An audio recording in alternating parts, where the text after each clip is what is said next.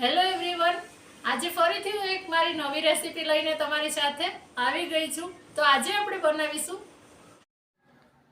એકદમ હેલ્ધી એવી સુવાની ભાજી.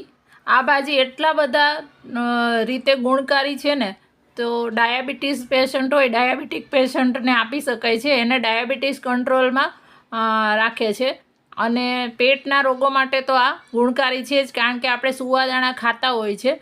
તો પહેલાં આપણે એની રેસીપીમાં સાથે સાથે હું કહેતી જઈશ. પ્રસૂતિ પછી ડિલિવરી આવે એ પછી પ્રસૂતાને પણ આ આપવામાં આવે છે. ખૂબ જ ટેસ્ટી છે અને રોજ આને આપી શકાય છે. એટલી ટેસ્ટી રીતે આજે આપણે બનાવીશું.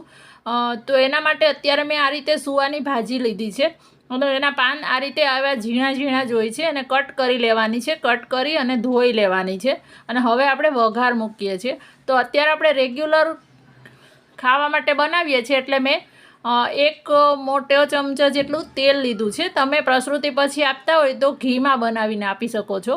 ત્યાર પછી એમાં અડધી ચમચી લસણની પેસ્ટ અને 1 ચમચી લસણની કળી, કે જે ચાવવામાં આવશે ને તો બહુ સરસ લાગશે, એ અંદર એડ કરી અને આ રીતે આને થોડીવાર માટે સાતળવાનું છે. પહેલાં આ લસણને ગેસની ફ્લેમ મીડિયમ રાખવાની છે, બળી નથી જવા દેવાનું. સરસ ગુલાબી લસણ સતરાશે એટલે સરસ લાગશે. આ સુવાની ભાજી છે એ કોલેસ્ટ્રોલ કંટ્રોલ રાખવામાં પણ ખૂબ જ હેલ્પ કરે છે. આનું પ્રમાણસર રેગ્યુલર સેવન કરવાથી કોલેસ્ટ્રોલ પણ કંટ્રોલમાં રહે છે. આ લસણને મીડિયમ ફ્લેમ પર સતળાવા દઈએ છીએ અને ત્યાર પછી એની અંદર આપણે હળદર લઈ લઈએ છીએ. તો નાની ચમચી જેટલી, અડધી નાની ચમચી જેટલી હળદર લીધી છે. ત્યાર પછી જે આપણી ભાજી છે, જેને ધોઈને આપણે નિતારી લીધી છે, એ ભાજી અત્યારે લઈ લેવાની છે. અને એની કૂણી કૂણી જે દાંડી છે એ મને ગમે છે એટલા માટે મેં લીધી છે. તમને જો ના ભાવે તો તમે એ દાંડી કાઢીને પણ લઈ શકો છો. અત્યારે એકદમ કૂણી કૂણી એની જે દાંડી હોય એ હું રેવા દીધી છે. મેં મોટી જે કડક હોય તો કાઢી નાખવાની. અને હવે આને ચડવા દેવાની છે. થોડીવાર માટે આ રીતે મિક્સ કરી અને ઉપર ડીશ મૂકી ત્યાર પછી એમાં થોડું પાણી એડ કરી અને 3-1 મિનિટ જેવી ચડવા દેવાની. અને ચડતા વાર નથી લાગતી.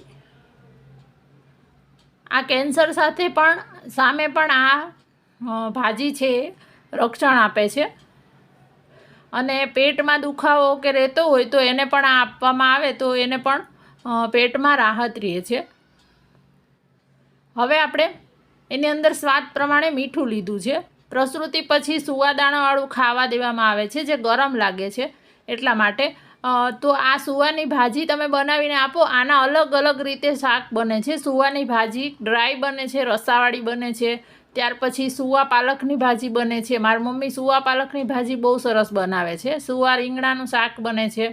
તમારે જોવી હોય તો હું કોમેન્ટ કરજો, એની રેસીપી પણ શેર કરીશ. હવે આપણે અડધી નાની ચમચી જેટલા મરી પાવડર લીધો છે. જો પ્રસૂતાને આપતા હોય તો તમારે લાલ મરચું નહીં એડ કરવાનું, મરી પાવડર જ એડ કરવાનો. અત્યારે આપણે આમાં મરી પાવડર લઈએ છીએ, પણ તમે લાલ મરચું પાવડર રેગ્યુલર ખાવા બનાવતા હોય તો લાલ મરચું પાવડર એડ કરી શકો છો. લીલા મરચાં ને એવું પણ નથી અપાતું, એટલે આજે આપણે એ જ રીતે બનાવીએ છીએ. હવે મારે આને બાજરીના રોટલા સાથે ખાવી છે એટલા માટે મેં આની અંદર પાણી લીધું છે. રસાવાળી કરું છું. જો તમારે ડ્રાય કરવી હોય તો તમે ડ્રાય પણ કરી શકો છો. રોટલી સાથે આનો સ્વાદ બહુ સરસ લાગે છે.